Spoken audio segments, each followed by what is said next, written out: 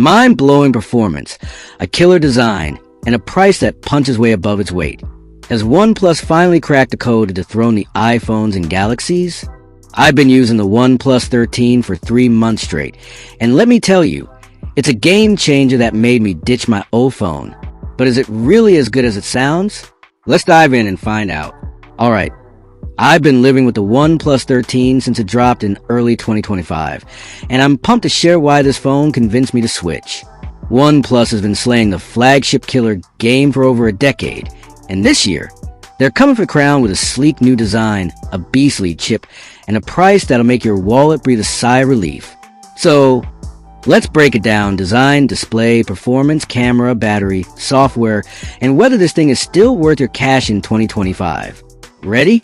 Let's go. First up, the design. Man, OnePlus nailed it. The OnePlus13 feels like a breath of fresh air with its flat sides and super thin 8.5mm body. At 210 grams, it's lighter than you'd expect for a phone packing a massive 6,000 mAh battery. I've got the Midnight Ocean version with this microfiber vegan leather finish, and let me tell you, it's grippy, unique, and turns heads. But, okay, it's not for everyone. My buddy called it fancy grandma couch material. What do you think of this finish? Drop a comment and let me know. The flat aluminum frame has these subtle curves at the edges, so it's comfy to hold for hours, whether I'm gaming or doom scrolling on X. That iconic alert slider? Still here. Thank goodness. Sliding it to silent during meetings feels like a power move. Oh! And it's got IP69 water and dust resistance, which is a step up from IP68. I accidentally dropped in a puddle last week, and it's totally fine. Peace of mind? Check. One bummer, though. No capacitive camera button like its cousin, the Oppo Find X8 Pro. But there's an IR blaster to control your TV or AC, which is honestly kind of fun. And the box? It's loaded. 80 watts charger, red USB-C cable, even a USB adapter. Most brands don't even throw in a charger anymore, so props to OnePlus for the value.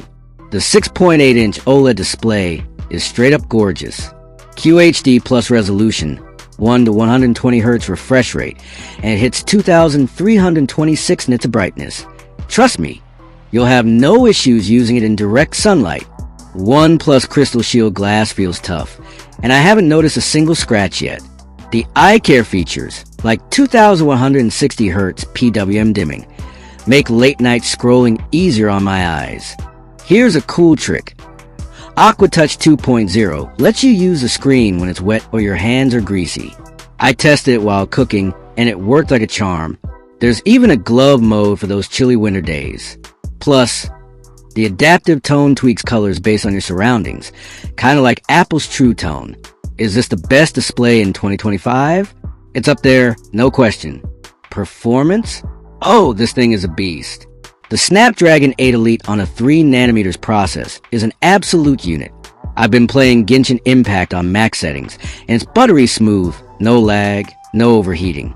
Geekbench 6 scores, 2,967 single-core, 9,081 multi-core. Smoking the Galaxy S24 Ultra and Pixel 9 Pro XL. Even the iPhone 16 Pro Max barely keeps up. I went for the 12GB RAM / 256GB storage model, but you can bump storage to act as extra RAM if needed. Oxygen OS 15 is snappy, with seamless animations thanks to the new parallel processing feature. Multitasking with 3 apps at once? No sweat. This phone is a powerhouse for gamers and power users alike. The camera is a big deal, and OnePlus teamed up with Hasselblad again for the 5th gen system. You got a 50-megapixel main, 50-megapixel ultra-wide, and 50-megapixel 3x telephoto, all with OIS. The main shooter's f/1.6 aperture is great for low light, and the ultra-wide's 120-degree field of view is perfect for group shots or landscapes. The telephoto? Solid up to 3x, and the AI upscaling gets you decent shots even at 20x zoom, but don't expect miracles at 120x. Photos are sharp but can look overprocessed. Colors pop a bit too much, and the HDR sometimes feels like it's trying too hard. Videos are crisp at 4K, with better white balance than the OnePlus13. The 32-megapixel selfie cam is fine, but nothing to write home about. AI features like unblur and reflection eraser in the Photos app are handy, though. I fixed a blurry dog pic from the park, and it was like magic. Still, compared to the iPhone 16 Pro Max or Galaxy S24 Ultra, the camera's good but not elite. What's your must-have camera feature? Let me know below. Battery life is where the OnePlus 13 shines. That 6,000 milliamp hour silicon carbon battery is a monster for a phone this thin. I'm getting over 21 hours in browsing tests, which beats a Galaxy S24 Ultra and nearly matches the iPhone 16 Pro Max.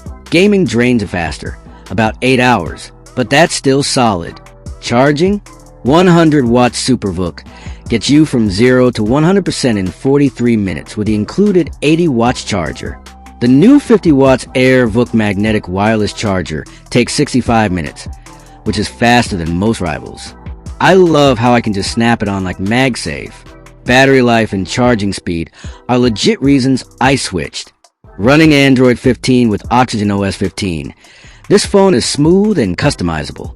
You've got new icons, a slick split mode for notifications, and a canvas feature for 3-app multitasking. AI tools like AI Notes and AI Reply are useful, but nothing groundbreaking. Some iOS-inspired features like live photos and dynamic island-style widgets feel a bit copycat, but they work well. For years of Android updates and 6 years of security patches, that's future-proofing done right. Let's talk value.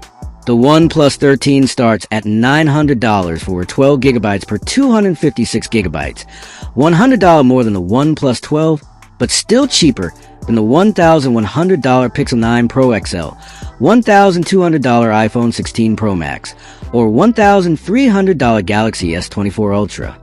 Trade in any phone, and you get $100 off, or snag a free upgrade to the 16 gigabytes per 512 gigabytes model, normally $1,000. Used OnePlus 13 units are popping up around $700 to $800 on platforms like eBay, based on recent data, making a steal for budget hunters. Compared to pricier flagships, this phone's affordability is a huge reason I switched. So why did I switch? The OnePlus 13 sleek design, insane performance, and crazy fast charging won me over. The display is a stunner, and the price-to-value ratio is unreal. But the camera is not perfect, and the battery life, while great, didn't blow me away as much as I hoped. Is it still a good buy in 2025? Absolutely, especially if you're coming from an older OnePlus or want a flagship experience without breaking the bank. If you need the best camera, maybe look at the iPhone 16 Pro Max or Galaxy S24 Ultra. What do you think? Would you switch to the OnePlus 13? Smash that like button, drop your thoughts in the comments, and subscribe for more tech reviews. Hit the bell so you don't miss my next video. Thanks for watching, and I'll catch you in the next one.